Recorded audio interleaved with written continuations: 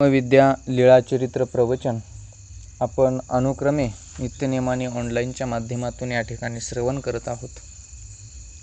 कालच्या सत्रामध्ये आपण उत्तरार्ध लीळा क्रमांक 100 क्रमांकाची लीळा आपण श्रवण केली.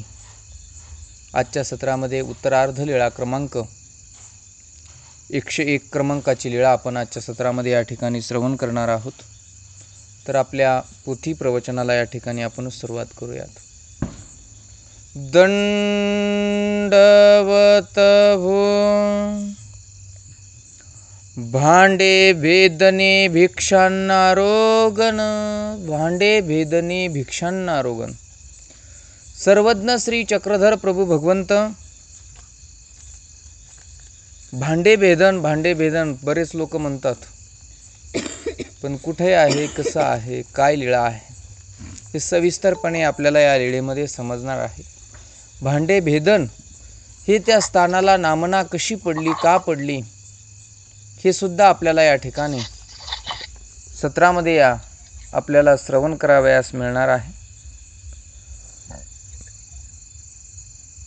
एकुदी गोसावियासी उद्याचा पूजा उसरू झाले नंतरे मग बाईसा ते सर्वज्ञे म्हणितले. एके दिवशी सकाळचा पूजा अवसर स्वामींना झाला. हे चरित्र डोमेग्राम या ठिकाणचे आहेत. मी वारंवार तुम्हाला सांगतो, लक्षात राहू द्या. सकाळचा पूजा अवसर झाल्याच्या नंतर सर्वज्ञ श्री चक्रधर प्रभू भगवंत बाईसांना म्हणतात, बाई आजी काही करो नको. बाई आज जेवणा करता, भोजना करता, आरोग्य करता काही एक स्वयंपाक तुम्ही तयार करू नका. आजी महात्म्याचे भिक्षान्न भोजन कीजेल. आज आम्ही जे काही आपल्या सान्निध्यातले महात्मे आहेत, हे भिक्षेला गेलेले आहेत, त्यांच्या भिक्षेमध्ये जे काही अन्न येईल त्याच्यामध्येच आम्ही आज आरोग्य करणार आहोत, आणि म्हणून तुम्ही घरी काही पचन तयार करू नका, असं सर्वज्ञ श्री चक्रधर प्रभू भगवंत बाईसांना म्हणतात. हो का बाबा? बाईसा म्हणतात, ठीक आहे देवा, काही हरकत नाही, आपण म्हणत आहात तर करणार नाही, असं बाईसा त्या ठिकाणी म्हणतात. ते दिसी बारसी, ज्या दिवशी स्वामी असं म्हणतात त्या दिवशी बारसी होती, बारशीचा दिवस होता. बारस म्हणजे एकादश झाल्या दुसऱ्या दिवशी बारस असते, ती बारस. आणि तो बारशीचा दगड नाही का, तर तो देवाने मारलेला दगड आहे, देवाने मारलेला नशाणा आहे. आणि देव मारताच क्षणी तो दगड जातो, ती चीप जाते आणि त्या भांड्याला लागते आणि ठिक्रिया झाली, म्हणजे त्या भांड्याचे तुकडे झाले, तो भांड फुटून गेलं. अवघा भातू सांडला. आता त्या भांड्याचे ठिकऱ्या झाल्या. कसं काय फुटलं ती भांड? पूर्वीच्या काळामध्ये लक्षात घ्या, मातीचे मडके, त्याच्यामध्ये भात तयार केलं जायचं, मातीचे भांडे असायचे जेवणाकरता सुद्धा, स्वयंपाक तयार करता सुद्धा. आता हल्लीच्या काळामध्ये इलेक्ट्रॉनिक जमाना निघाला, वेगळ्या वेगळ्या प्रकारचे इलेक्ट्रॉनिक भांडे निघाले. लक्षात घ्या, आता स्टीलच्याच भांड्यामध्ये स्वयंपाक तयार करावा लागतो, नाही का? अशा काही शेगड्या निघालेल्या आहेत, मशीन निघालेल्या आहेत, इलेक्ट्रॉनिक असं साहित्य निघालेलं आहे. म्हणून पूर्वीच्या काळामध्ये असे काही भांडे नव्हते. पूर्वीच्या काळामध्ये मातीचेच भांडे असायचे, आणि मग त्या मातीच्या मडक्यामध्ये तो भात तयार करून आणलेला महादाईसाने असा होता. आणि स्वामींनी दगड मारला आणि त्या भांड्याचे ठिकऱ्या तुकडे झाले, आणि झाल्याच्या नंतर त्या भांड्यातील भात संपूर्ण सांडून गेला. बाईसे म्हणितले कटकट बाबा, अवघा भातू वाया गेला. आणि मग लगेच बाईसा देवाला म्हणतात, देवा तुम्ही दगड मारलात आणि अवघा सगळा भात वायाला गेला ना देवा. सर्वज्ञे म्हणितले बाई तुमते वारिले की. स्वामी म्हणतात, बाई तुम्हाला आम्ही सांगितलं होतं ना की आज जे काही भक्तगणांच्या झोळीमध्ये भिक्षान्न येईल त्याच्यामधल्याच पदार्थांनी आम्ही आरोग्य करू, तरीही तुम्ही आमचा ऐकला नाहीत. तुम्हाला आम्ही सांगितलं होतं. अखंड तुमचेची व्हावे याचे येत केदवाही न व्हावे. स्वामी म्हणतात, तरी काही मरावे. स्वामी म्हणतात की बाई अखंड तुमचीची व्हावे, तुम्ही तुमचंच खरं करता सदैव, याची येथ केदवाही न व्हावे, तरी येही काही मरावे काय, आम्ही मरावं का, आम्ही तुमचंच ऐकावं, तुमच्याच मनासारखं राहावं, उत्तर घेतलेलं आहे का आम्ही? असं नाही ना, तुम्ही तुमचंच खरं करता, आमच्या मनासारखं कधीच आम्हाला करू देत नाहीत. पहा देव भक्तामध्ये किती ताकद असते की देवाला सुद्धा गप करत असतो भक्त. म्हणून देव भक्ताचं ऐकतात, परंतु सारखंच देवाला जर तिथे दाबूनच ठेवत असाल तर जमत नाही ना. मग इथे बाईसाला स्वामी म्हणतात की बाई आम्ही सदैव तुमचंच ऐकावं किंवा तुमच्याच मनासारखं ऐकावं, आम्ही काही मरावं का, असं स्वामी त्या ठिकाणी शब्दार्थ उच्चारतात.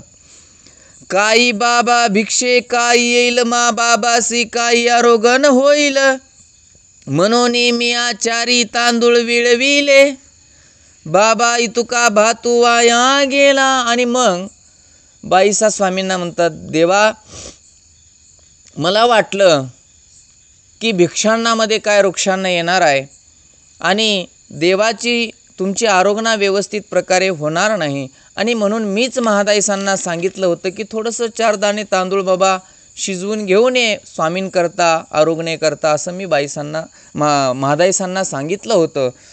म्हणून परंतु तो भात त्यांनी तयार करून आणला महादाईसांनी, परंतु तो संपूर्ण भात वाया गेला ना बाबा आता, असं बाईसा परत स्वामींना म्हणतात.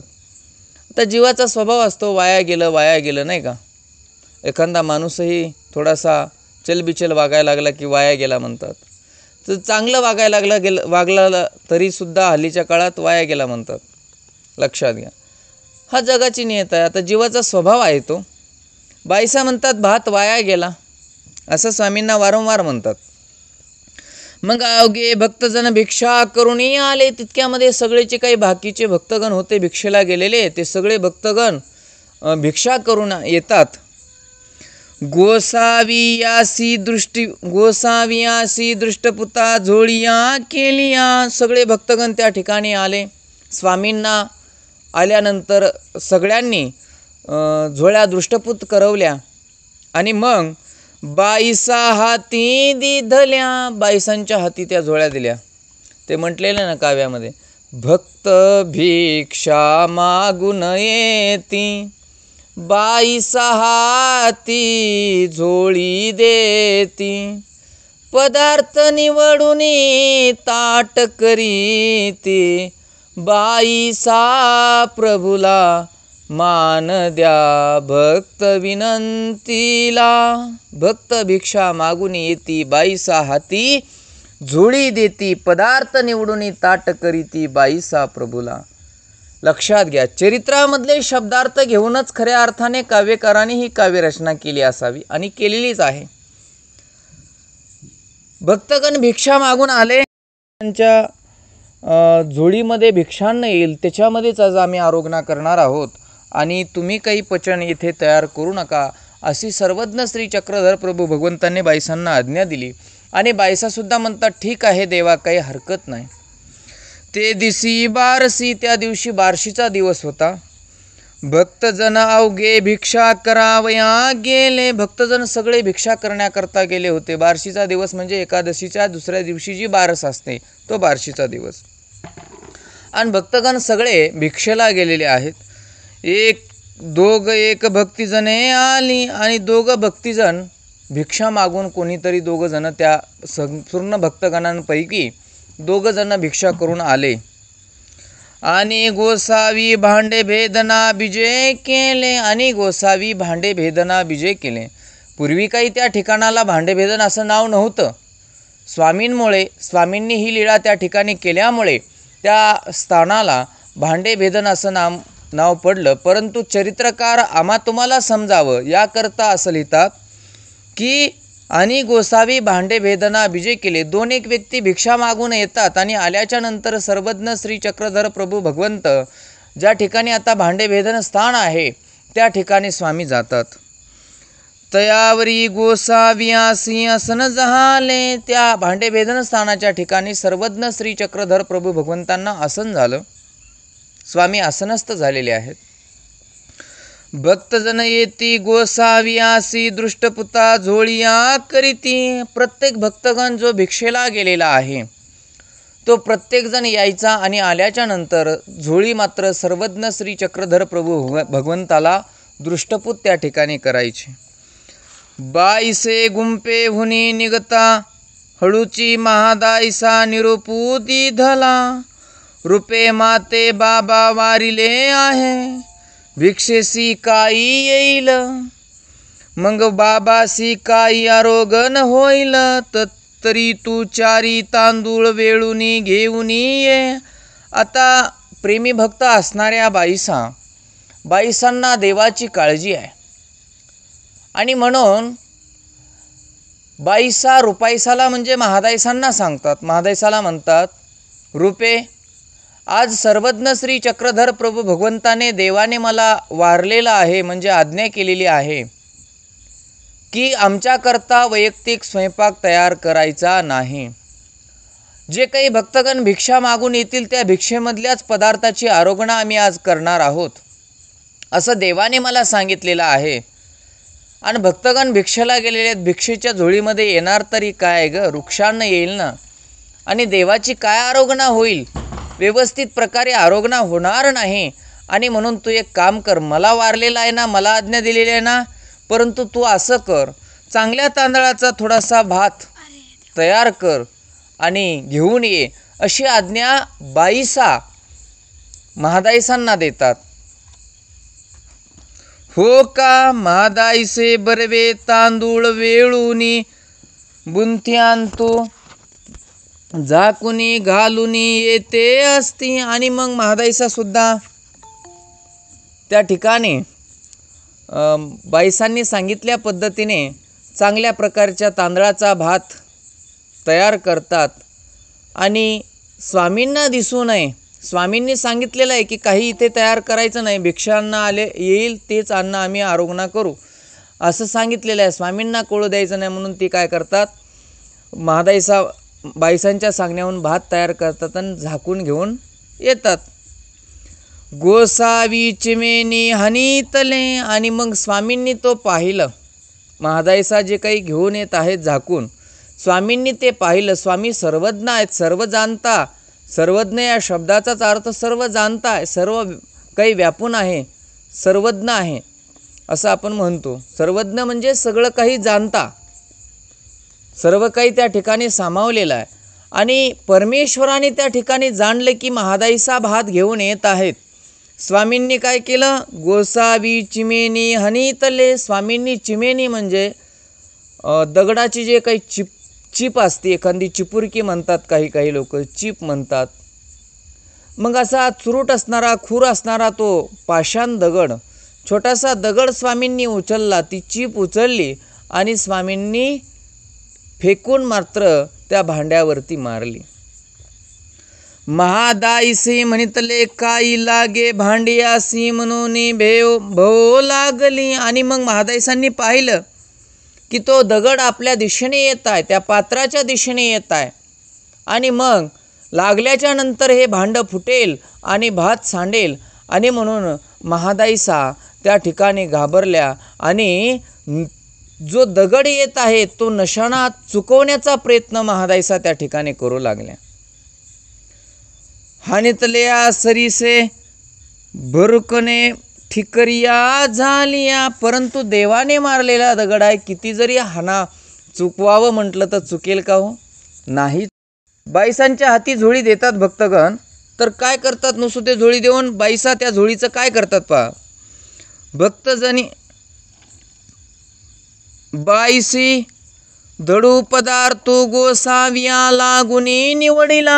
आणि मग बाईसांनी त्या झोळ्या घेतल्या, चांगले चांगले पदार्थ त्या भिक्षांनामधले, त्या झोळीमधले स्वामींकरता, स्वामींच्या आरोगणे करता बाईसांनी निवडले.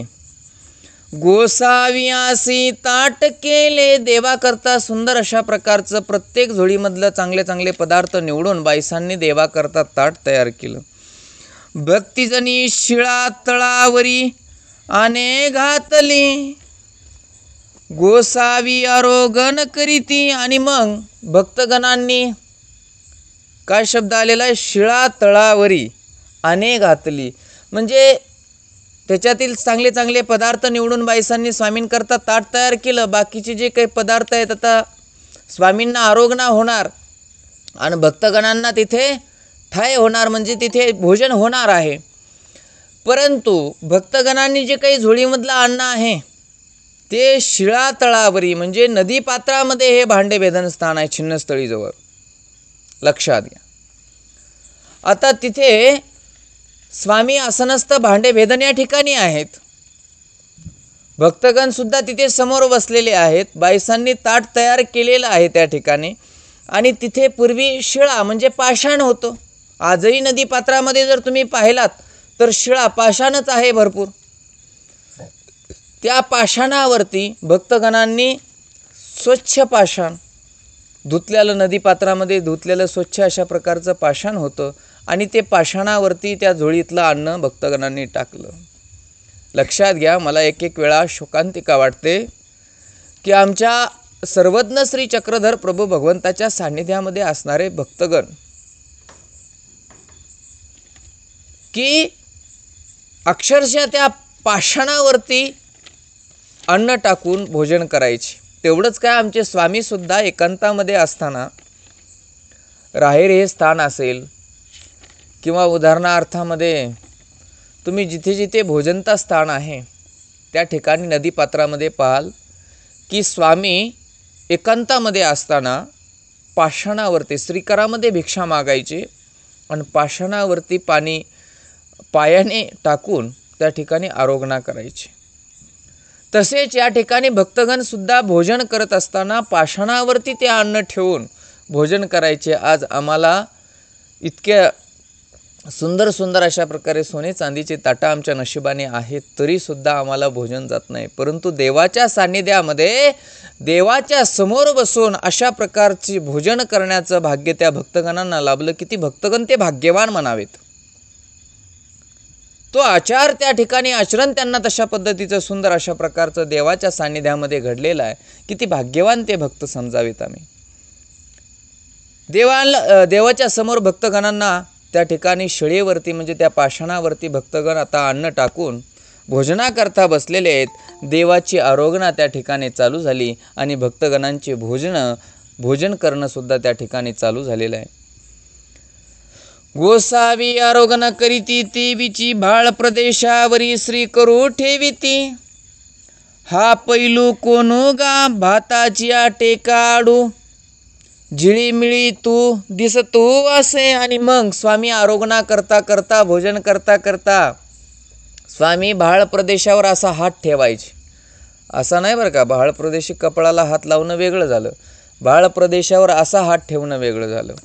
स्वामी असा हात का ठेवायचे की लक्षात घ्या, एखादा व्यक्ती लांब असेल तर माणूस असा लांब असा हात करून पाहतो का, तर ऊन प्रकाश तो डोळ्यावरती चमकू नये पडू नये याकरता असा हात लावून पाहतात.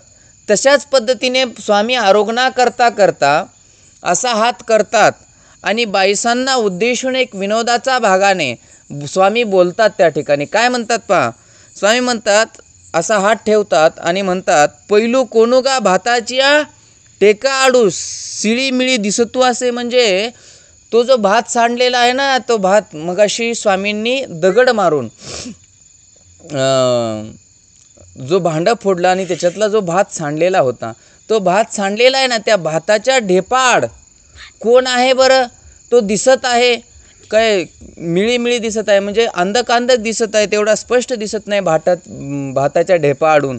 असं स्वामी बाईसांना उद्देशून त्या ठिकाणी बोलतात. का तर बाईसा मारोमार म्हणत होत्या, इतका भात वाया गेला, इतका भात वाया गेला असं म्हणत होत्या. आणि म्हणून स्वामी त्या ठिकाणी एक विनोदाच्या भागाने त्या ठिकाणी स्वामी म्हणतात, हा देविका दासू वानरा. आणि मग तिथे भट्टोबास बसलेले होते आणि भट्टोबास म्हणतात, हा देविका दासू वानरा, देवा मी तुमचा दास वानरा आहे असं त्या ठिकाणी भट्टोबास म्हणतात. मागुता भाळ प्रदेशावरी श्री करू ठेविती. आणि म्हणती हा पैलू भाताची टेकाड झिळी मिळू दिसतू असे. कोणू गा. परत स्वामी मग आता भट्टोबास म्हणले ना, मी तुमचा दास आहे वानरा, असं म्हटल्याच्या नंतर परत स्वामी हात ठेवतात आणि भाळ प्रदेशावर आणि परत म्हणतात, हा कोण दिसत आहे रे त्या भाताच्या टेकाड, झिळीमिळी दिसत आहे, व्यवस्थित दिसत नाही, कोण आहे बरं, असं म्हणतात. मग असं म्हटल्याच्या नंतर जी जी देविका किंकरू मंडळीकू, परत मग तिथे मंडळीक बसलेले होते म्हणजे नाथोबा. ते म्हणतात, जी जी मी तुमचा किंकर मंडळीकू म्हणजे नाथोबा आहे, असं त्या ठिकाणी नाथोबा म्हणतात. ऐसे विनोद करीत गोसावी आसी आरोगण झाली. अशा पद्धतीने विनोद करीत करीत करीत स्वामींची त्या ठिकाणी आरोगणा झाली. गुळला झाला विडा झाला, मग गोसावी गुंफेसी बिजे केले अंक. आणि मग त्या ठिकाणी स्वामींचे अशा प्रकारे विनोद करत करत, का तर बाईसा 2-3 वेळा म्हटल्या की भात वाया गेला, भात वाया गेला, भांडं फोडलं, भात वाया गेला. आणि म्हणून स्वामी बाईसांना उद्देशूनच विनोदाच्या प्रकाराने त्या ठिकाणी बोलत होते की कोण दिसत आहे, किती मोठा भात वाया गेला पाहना, त्या ढेपाच्या आड माणूससुद्धा दिसत नाही, असं स्वामी त्या ठिकाणी बोलत होते एक विनोदाच्या भागाने. अशा प्रकारे विनोद करत करत, विनोदाच्या प्रकारे बोलत बोलत स्वामींची त्या ठिकाणी आरोगणा झाली. आणि मग आरोगणा झाल्यानंतर स्वामींना त्या ठिकाणी गुळणा झाला. गुळणा झाल्यानंतर स्वामींनी त्या ठिकाणी विडा घेतलेला आहे. मग स्वामी विडा घेऊन गुंफेकडे, छिन्नपापी गुंफेकडे जातात. अशा प्रकारे ही लीळा भांडेभेदन स्थानाची आहे. भांडेभेदन म्हणजे तिथे भांड्याचा भेद केला स्वामींनी, तुकडे केले, म्हणून त्या स्थानाला भांडेभेदन अशी नामना पडलेली आहे. आजही तुम्ही जर गेलात, आपल्याला ते स्थान उपलब्ध आहे स्थानवंदन करण्याकरता छिन्नस्थळी या ठिकाणी. आणि म्हणून त्या भांडेभेदन स्थानाच्या ठिकाणी गेल्यानंतर स्थानवंदन करत असताना आपल्याला ही लीळा अंतकरणापासून आठवावी लागेल. भक्तगणसुद्धा आमच्या डोळ्यासमोर ठेवावे लागतील. भक्तगणांची भोजनं कसे झाले, स्वामींची या ठिकाणी आरोगणा कशा पद्धतीने झाली, स्वामींनी कशा पद्धतीने या ठिकाणी लीळा केली, असं हे संपूर्ण आपल्याला दृश्य आपल्या डोळ्यासमोर ठेवून ते स्थानवंदन केल्याच्या नंतर यथोचित प्रकारे ते गोमटं आम्हाला आमच्या जीवनामध्ये प्राप्त होऊ शकतं. आम्ही तर इतके दुर्भागी आहोत, अभागी आहोत की आम्हाला परमेश्वराचं सान्निध्य लाभलं नाही आणि परमेश्वराच्या त्या श्रवणीय लीळा, अशा सुंदर अशा प्रकारच्या लीळा आमच्या डोळ्याने आम्ही पाहू शकलो नाही. परंतु आम्हाला ऐकून का असेना, श्रुत का असेना, दृष्ट आहे परंतु श्रुत तरी आहेत. पूर्वजांचे उपकार आमच्यावरती आहेत, माहीमभट्टांचे उपकार आमच्यावरती आहेत. या श्रुत लीळा आमच्या अंतकरणामध्ये बाळगून त्या लीळा आम्ही मनामध्ये साठवून अंतकरणामध्ये नित्यनेमाने आठवत त्या परमेश्वराचं चिंतन स्मरण केल्याने आमचा आत्मउद्धार होऊ शकतो. नक्कीच तुम्ही प्रयत्न कराल अशी अपेक्षा या ठिकाणी व्यक्त करतो आणि आजचं सत्र या ठिकाणी संपलं असं जाहीर करतो. पुढील लीळा उद्याच्या सत्रामध्ये पाहूयात. शुभरात्री. दंडवत प्रणाम. दंडवत.